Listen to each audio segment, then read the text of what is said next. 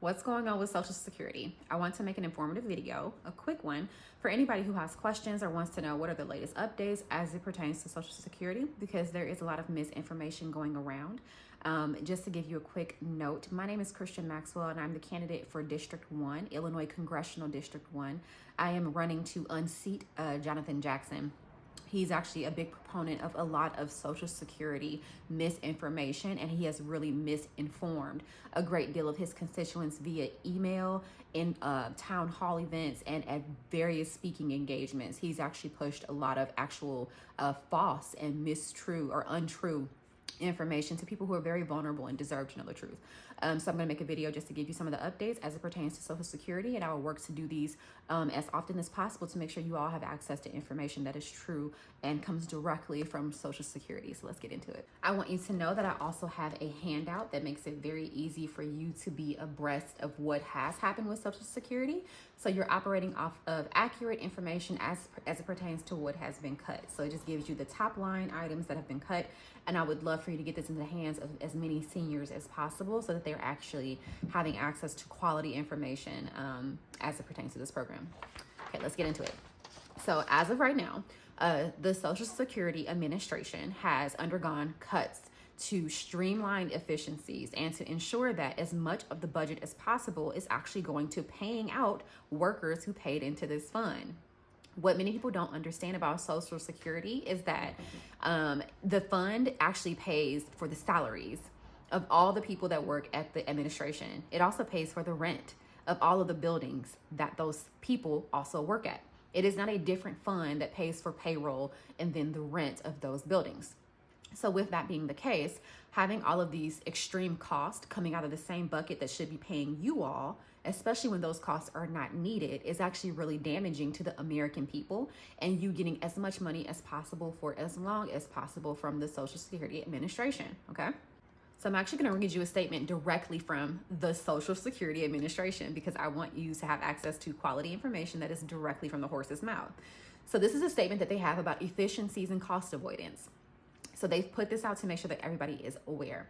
We are identifying efficiencies and reducing cost with a renewed focus on mission critical work for American people.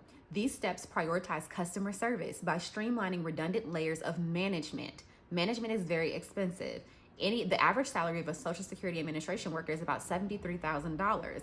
That means that anybody in management is making probably upwards of $100,000. That's a lot of money.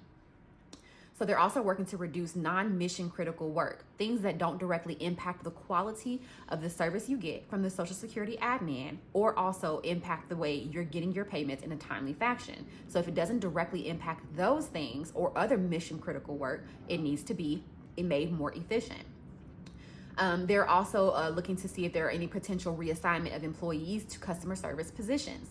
So the SSA is committed to ensuring that all Americans can get the help they need, whether that is in our field offices, telephone, or through automated solutions. Our common goal is to improve Social Security services for all Americans. So what are they doing?